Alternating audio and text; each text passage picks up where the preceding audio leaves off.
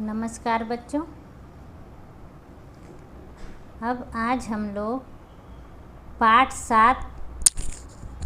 सात कर भला तो हो भला का शब्दार्थ समझेंगे, फिर लिखेंगे। तो पहला क्या है? प्रयत्न करना मतलब कोशिश करना, प्रयास करना। ठीक है। दूसरा है शिकारी। शिकारी किसे कहते हैं? जो पशु पक्षियों को मारता है उसे शिकारी कहते हैं। पशु पक्षियों को मारने वाला। आपको इंग्लिश वाले शब्द नहीं लिखने हैं, सिर्फ ये हिंदी का हिंदी मतलब ही लिखना है। दृष्टि, नज़र। हमला बोलना, आक्रमण करना। हमला करना का मतलब हो गया आक्रमण करना। उपकार, भलाई, उपकार करना, भलाई करना। ठीक। हिम्मत, साहस। हिम्मत का मतलब हो गया साहस। दल बल, फौज, सहायकों का समूह। दल बल का मतलब अपने ग्रुप में, अपने साथी के साथ। निर्णय, फैसला। दावत, भोज। ठीक है बच्चों। तो ये आपको अपनी नोटबुक में लिखना है। कहाँ लिखना है? नोटबुक में। रेड लाइन के नीचे शब्दार्थ हेडिंग डालना है, फिर 1 2 3 4 ऐसे नंबर डाल के और इसका अर्थ लिखना। आपको इंग्लिश वाले शब्द लिखने की ज़रूरत नहीं है। ठीक है बच्चों। चलिए अब हम लोग पेज नंबर 49 में शॉर्ट क्वेश्चन आंसर। आइए बातचीत करें, स्पीकिंग स्किल। अब यहाँ से जानकारी प्राप्त करेंगे। क में है पक्षी कहाँ रहते थे? ये प्रश्न उत्तर है। पक्षी कहाँ रहते थे? तो आपको हेडिंग डालना है नोटबुक में। उसके बाद क में प्रश्न लिखना है, पक्षी कहाँ रहते थे। उसके बाद उत्तर लिखना है। उत्तर, आंसर नहीं लिखना है, वो इंग्लिश वाले शब्द हो गए। इंग्लिश के वर्ड नहीं लिखने हैं। हिंदी में आंसर का क्या होता है? हिंदी उत्तर। तो आपको नीचे उत्तर लिखना है। पक्षी कहाँ रहते थे?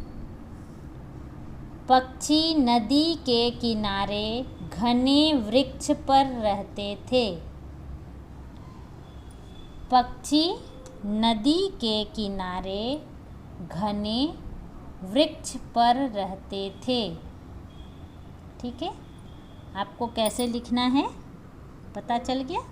रेड लाइन के नीचे आप पहले हेडिंग डालेंगे, फिर नंबर क में जो प्रश्न है वो लिखेंगे, पक्षी कहाँ रहते थे। फिर नीचे उसके लिखेंगे उत्तर। हिंदी में ही लिखना है उत्तर। वहाँ लिखेंगे पक्षी नदी के किनारे घने वृक्ष पर रहते थे। चलिए अब आगे बढ़े हम लोग। आइए ख में। नदी में कौन गिर गया था? प्रश्न ख का, नदी में कौन गिर गया था। फिर नीचे लिखेंगे उत्तर। उत्तर में हम लिखेंगे नदी में चींटी का बच्चा गिर गया था। नदी में चींटी का बच्चा गिर गया था। ठीक है बच्चों। अब अगला प्रश्न पर आते हैं। ग पेड़ से पत्ते तोड़कर नदी में किसने डाले और क्यों? पेड़ से पत्ते तोड़कर नदी में किसने डाले और क्यों? फिर उसके नीचे उत्तर लिखेंगे और यहाँ से लिखना स्टार्ट करेंगे। चिड़ियों ने पत्ते नदी में चींटी का बच्चे को बचाने के लिए डाले। किसने फेंके थे? किसने डाले थे? चिड़ियों ने। और क्यों डाले थे? चींटी के बच्चे को बचाने के लिए। यहाँ पर चींटी के कर दीजिए। चींटी के बच्चे को बचाने के लिए डाले। ठीक है बच्चों, तो ये भी आपका होमवर्क हो गया, जिसे नोटबुक में लिखना है और बहुत ही सुंदर सुंदर और अच्छी लिखावट में लिखना है। ठीक है, चलिए मैं थोड़ा देर यहाँ स्थिर रखती हूँ ताकि आपको सारे शब्द अच्छे से दिखाई दे। ठीक है, चलिए अब हम लोग आगे बढ़ते हैं। अब आगे है राइटिंग स्किल। उसमें है क्वेश्चन नंबर 1। क्वेश्चन 1, सही उत्तर के सामने सही का निशान लगाइए। सही उत्तर के सामने सही का निशान लगाइए।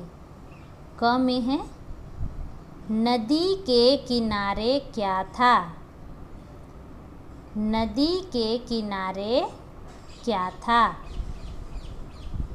पहला पार्क, दूसरा घना वृक्ष, तीसरा पहाड़। नदी के किनारे क्या था? बताइए। घना वृक्ष था। चींटियाँ कहाँ रहती थी? चींटियाँ कहाँ रहती थी? जंगल में, मांद में, पेड़ की जड़ में। तो चींटियाँ कहाँ रहती थी? पेड़ की जड़ में। चींटी के बच्चे को किसने बचाया? चींटी के बच्चे को किसने बचाया? पहला चींटी ने, दूसरा शिकारी ने, तीसरा चिड़िया ने। चींटी के बच्चे को किसने बचाया? चिड़िया ने। किसने बचाया? चिड़िया ने। अब नेक्स्ट है घ। चिड़ियों के बच्चों को किसने बचाया? पहला चिड़ियों ने, दूसरा चींटियों ने, तीसरा शिकारी ने। किसने बचाया था? चींटियों ने। चिड़ियों के बच्चे को चींटियों ने बचाया और चींटियों के बच्चे को चिड़ियों ने बचाया। दोनों एक दूसरे की मदद किए। ठीक है, अब आगे हम लोग प्रश्न उत्तर करेंगे। तो बच्चों, आज आपका होमवर्क 2 है। पहला ये शब्दार्थ है और दूसरा ये शॉर्ट क्वेश्चन आंसर जो नोटबुक में लिखनी है। ठीक है बच्चों, नमस्कार, धन्यवाद।